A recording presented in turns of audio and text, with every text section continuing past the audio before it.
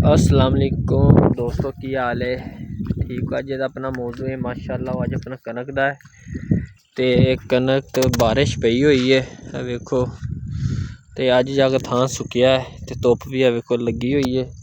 ते अज जेह्दा मौजू है अपना माशाअल्लाह कनक दे उत्ते आ। कनक भागी हुई है ते बारिशां पै रहियां है। ते welcome back to YouTube channel, तुहाडा अपना वीरा रियान भाई लैंदे पंजाब तो हाज़र है। तुसी वेखदे पे हो इस टाइम अपने वीरे रियान भाई दे नाल रियल किसान लाइफ नियर सिटी। इहदे विच आपां दिखाई दिए किसान दी मालूमात दिंदे आ, किसान दे बारे च कि किसान की करदा है की नहीं करदा पिया, ते नंबर 2 के ओहदी खुशहालियां ओहदियां परेशानियां हर चीज़ आपां इस चैनल ते तुहानूं मिलेगी अपने वीरे रियान भाई दे नाल रियल किसान लाइफ नियर सिटी दे उत्ते। ते हाँ, वीडियो नूं पूरी कर देखना, स्किप नहीं करना, फिर ही तुहानूं इहदे च मालूमात हर चीज़ नज़र आएगी।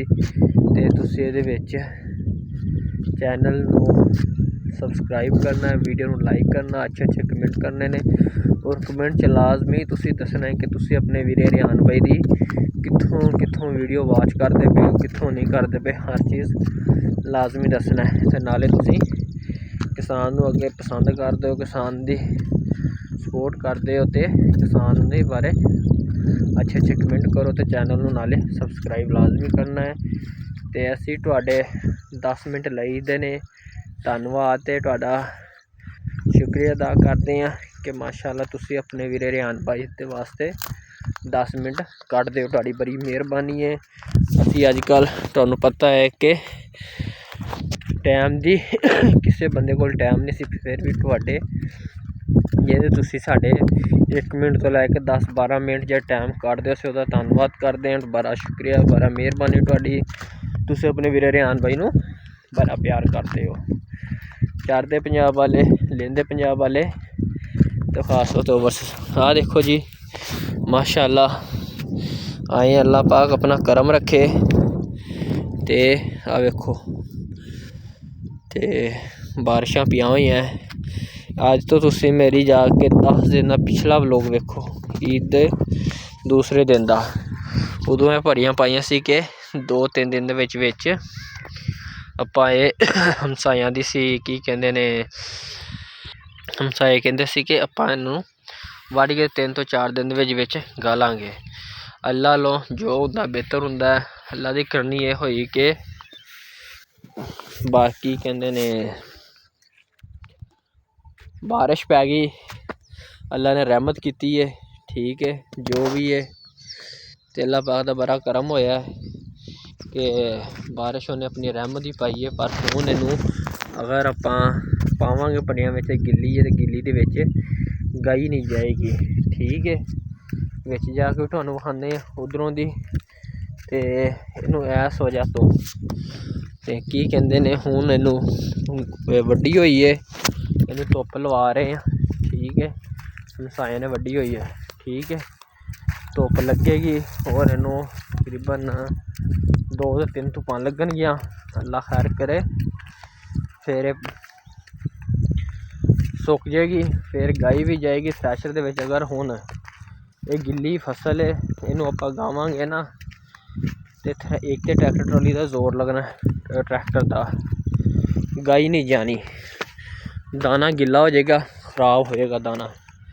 आ वेखो अजे बारिश है पई हुई है, धरती भी गिल्ली है, तुहानूं जाके विखाने आ अपने हमसायां दी है, अपनी गंदम तैग कल व्लॉग। ये नाले वड्डी हुई है रैपर दे नाल, जी अगे ट्रैक्टर ते पाई हुंदी रैपर, ओहदे नाल जी लैना च वड्डदी है। आ वेखो माशाअल्लाह, अल्लाह पाक ने बड़ा करम रखेआ। हुण आ वेखो दाना है ना, इस टाइम दाना देखते हाँ, अजे भी दाना कच्चा है,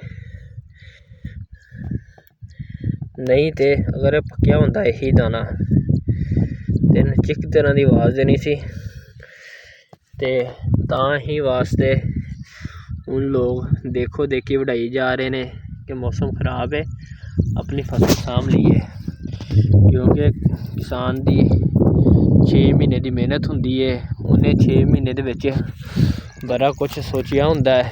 ठीक है कि उन्हें अपनियां की कहते हैं, किसी ने शादी करनी है, किसी ने कुछ करना है, किसी ने कुछ करना है, किसी ने कर्जा देने ने, किसी ने मकान बनाने ने, किसी ने शादियां करनी है, किसी ने कुछ करना, XYZ हर किसी के अपने मामलात होंदे ने। ते वो जिहड़ा किसानां दे हुंदे ने उन्हां दे यही हुंदा है कि आएगा सरमाया ते करांगे अप्पो। समझो जिस तरह हुण चढ़दे पंजाब वल बारिशां पियां गरा पिया, अल्लाह माफ़ करे, अल्लाह माफ़ करे। ठीक है जो हुंदा अल्लाह ही हुंदा है, इहदे विच इंसान दे हस वस कुछ नहीं हुंदा।